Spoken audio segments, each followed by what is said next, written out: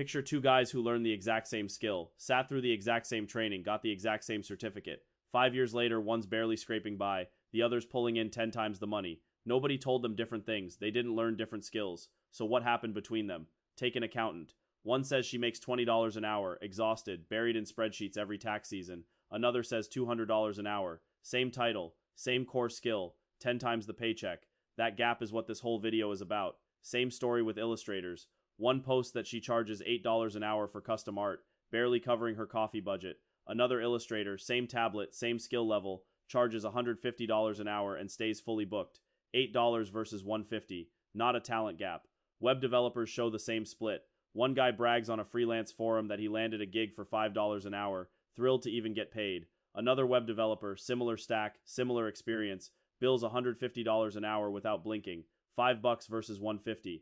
Graphic designer might be the wildest gap of all. One designer says flat out she charges $6 an hour, undercutting herself into oblivion. Another graphic designer, similar portfolio, similar years in, charges $220 an hour and turns clients away. $6, $220.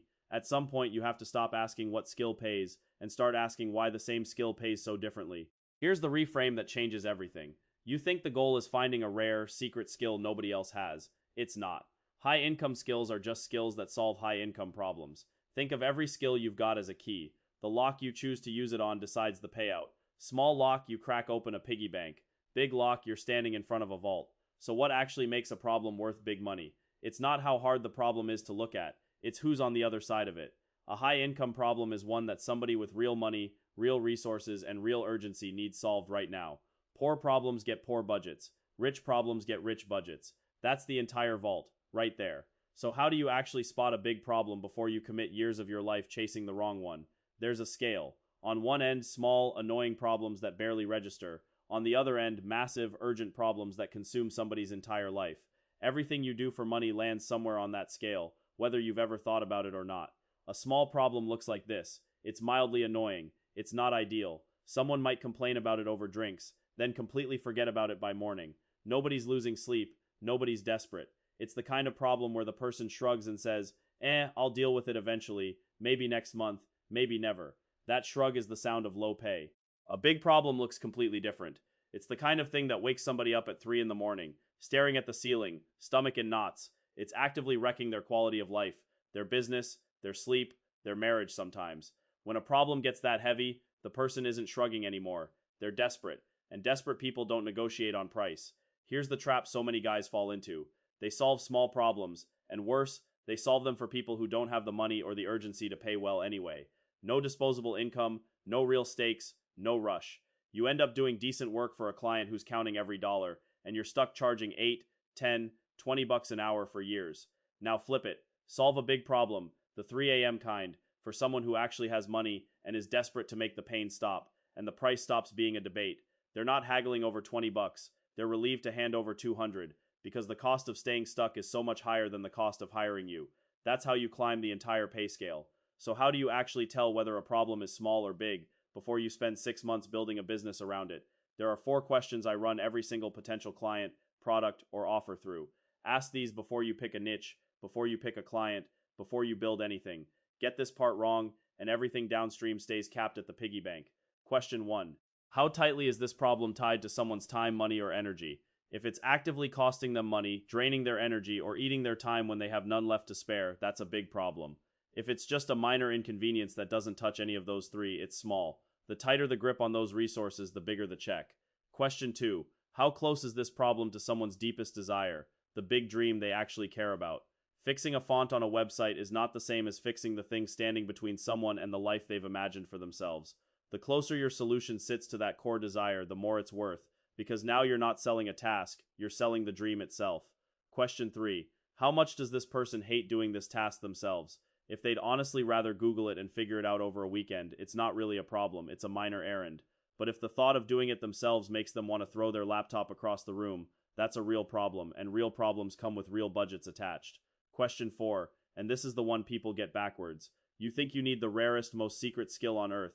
You don't. You need a skill that's genuinely hard for the average person to pick up and learn quickly. If anyone can learn it in a weekend on a free tutorial, it gets crowded fast, and crowded markets crush your rates no matter how good you are. So stop asking, what skill should I learn or what job title should I put on my profile? Wrong question, every time. Ask instead, what problem can I actually solve? How big is that problem on the scale we already built? And who out there is desperate enough and has enough money to pay real dollars to make it disappear? That question changes everything downstream. I've spent 9 years elbow deep in this world, working with business owners, becoming friends with plenty of them along the way. Here's what I've noticed. Business owners have an endless list of problems, but almost everyone falls into one of 5 buckets. Learn to solve one of these 5 the right way, and you will always be able to make real money. Bucket number 1 is the traffic problem. Every single business that wants to make real money needs a healthy, steady stream of people walking through the door, or landing on the website, or seeing the offer. Without traffic, nothing else in the business even matters. You could have the best product on the planet, and if nobody sees it, the business slowly starves to death. You'd think business owners ignore this because they're lazy or don't care. They're not lazy at all. They're drowning. They're wearing something like 47 different hats in a single day, pulled in a dozen directions before lunch. Traffic strategy quietly slides down the list. They bounce between platforms with zero consistency, and when there's no traffic, sales screech to a complete halt. Take social media management as an example. Solving this the small way looks like positioning yourself as a task doer, someone who posts content on a schedule without any real strategy behind it. No understanding of the bigger picture, the funnel, the customer, the industry. No creativity, no fresh angle, nothing that makes content actually stand out. And with AI flooding every feed now, boring gets buried instantly. Now the version that solves the big problem. This social media manager gets completely clear on the customer's real problems and desires before posting a single thing. They manage the entire workflow. They understand how to actually capture and hold attention. They stay current on what's working right now, and every single post ties back intentionally to the business's actual funnel and revenue goals. Ads managers can be paid extremely well, but plenty of them are stuck solving small problems. That looks like running basic campaigns focused only on clicks and impressions, numbers that look nice on a report but don't actually mean anything. No real funnel strategy, no offer strategy, nothing tying the ad spend to actual revenue. They report on surface metrics while the client's bank account stays exactly the same. The big problem version looks completely different. This person builds an entire ad funnel tied directly to the business's real goals, focused on metrics that actually matter. Revenue, not clicks alone. They're running proper A/B testing, real conversion tracking, and staying obsessively up to date, because ad platforms change their algorithms constantly, and falling 1 month behind can quietly bleed a client thousands of dollars. Here's a personal one. I once paid serious money to hire YouTube strategists, because I could see the potential return and I was willing to throw real dollars at the problem. Some of them weren't deep enough in their craft. They weren't studying what was actually working. They kept suggesting the exact same thumbnails I'd already tried and told them weren't performing. Now here's the strategist actually worth paying. They're deep in their craft, studying constantly, obsessively tracking what's working on the platform right now, not what worked 2 years ago. They think strategically about story and audience instead of chasing generic output. And if this kind of straight talk is hitting different than the usual self-help fluff, subscribe, because I put out exactly this kind of talk, regularly.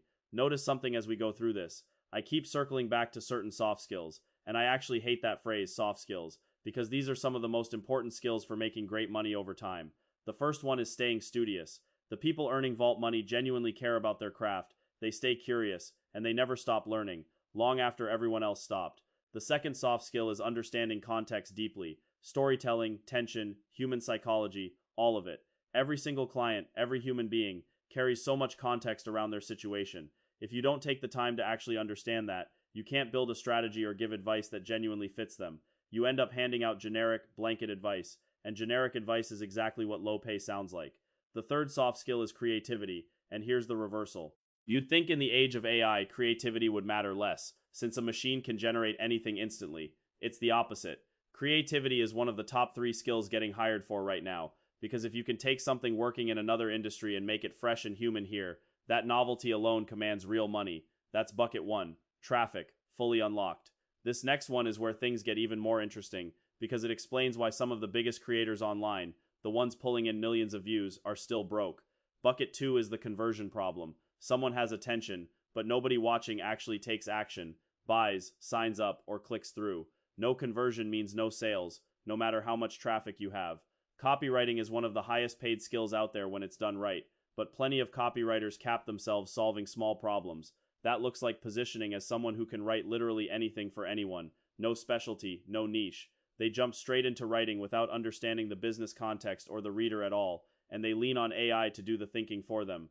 The big problem version of copywriting looks like carving out a specific niche and going deep, becoming a strategist who understands buyer psychology and exactly what someone needs to hear at each stage before they buy. This copywriter studies the brand's unique voice, runs real market research, tests different versions against each other, and optimizes relentlessly for actual return, not how clever the sentence sounds. Web development shows up here too. Solving this the small way looks like building simple drag-and-drop websites that focus purely on looking pretty, with barely any thought given to function or actual business goals. Limited technical problem solving, limited care about what happens after the site launches. The client ends up with something that looks fine in a screenshot and generates absolutely no results whatsoever.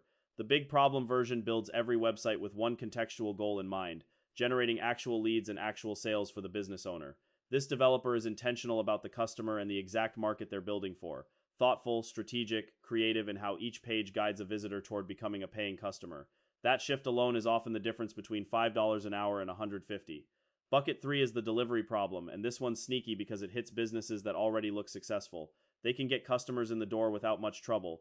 The real struggle is keeping them, delivering an experience so genuinely good that people stay happy long after they've already paid. Miss this one, and a business bleeds customers out the back door as fast as it brings new ones in. You'd think growth means constantly hunting fresh customers, chasing cold leads month after month.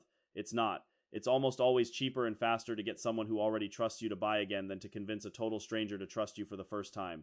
Businesses that ignore this stay stuck in an exhausting cycle of chasing, spending, and starting over, forever, instead of compounding relationships they already earned.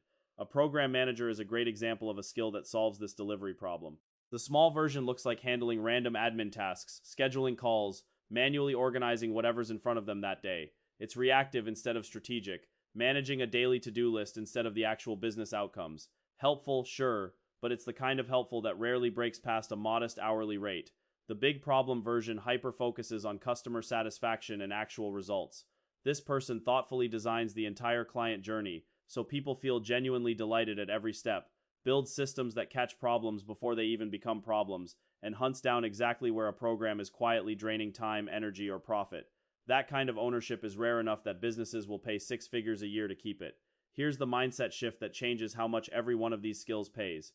Take the client's big problem and make it your own big problem. Not delegation, where someone hands you a task and still watches over your shoulder, but real ownership, where you tell them, "This is off your plate now, I will make sure it gets done." That single shift can double your rate. This next one is the one I actually built my entire career on, and it might be the biggest opportunity of the 5. Bucket 4 is the energy problem. A business owner is one single human being with limited time and limited energy, and eventually it becomes physically, mentally, and emotionally impossible to do everything the business needs. Speaking from experience, that limit hits every single owner eventually. The small problem version of solving this is becoming a virtual assistant who's purely a task doer, handling the day-to-day as it comes up, answering basic emails, filing basic admin, with fairly limited knowledge of deeper tools or frameworks. Nothing wrong with that work at all, honestly, it's needed, but it's rarely thinking contextually or strategically for the client, which is exactly why it stays capped low. I want to get personal for a second because this is not theory to me. Years ago, I was a freelancer chasing whatever gig landed in my inbox. Then I picked one specific problem, business owners drowning under their own workload, and became a digital business manager. That single choice, not some fancy title, is what carried me to 6 figures. Here's what separated me from a virtual assistant charging by the hour. I did not wait to be told what to do next. I dug into what the owner actually wanted their life to look like, built the real project plan, and drove it forward every single week. I hunted down bottlenecks and unblocked the team myself, without being asked twice. Here's the distinction that changes everything, and almost nobody explains it right. Delegation means the owner hands you a task but still checks on it, still worries about it, still carries it in the back of their mind at 11 at night. Ownership means the thing is gone from their plate completely. You tell them consider this handled and they actually believe you, because it's true. Now we arrive at the 5th bucket, and it might be the heaviest one of all, the clarity problem. Running a business means making dozens of gut-wrenching decisions every single week with no instruction manual handed to you. Owners burn out. They lie awake at 3 in the morning second-guessing a hire, a price, an entire direction. Because in business, there genuinely is no clear path laid out in advance. Plenty of people slap the word coach onto their bio without ever solving much of anything real. The small version of coaching looks like this: zero understanding of your specific business, generic advice pulled from personal opinion instead of results that have actually worked before, and then nothing in place to hold you accountable afterward. You leave the call feeling inspired for about a day, then nothing changes. The big version looks completely different. A real coach builds an actual proven framework, step 1, then step 2, so you are never left guessing what comes next. They dig into your real context and goals, hand you one clear action plan instead of 10 scattered ideas, find the actual bottleneck holding you back, and hold you accountable to it week after week. Notice the pattern running through every single bucket we just covered: traffic, conversion, delivery, energy, clarity. In every one of them, the person doing the small version was only executing tasks, while the person doing the big version understood context and built real strategy around it. Same skill, same job title, wildly different paycheck. That gap in thinking, not raw talent, is what actually separates $20 an hour from 200. If this reframe shifted something in how you see your own skill set, do yourself a favor and subscribe right now.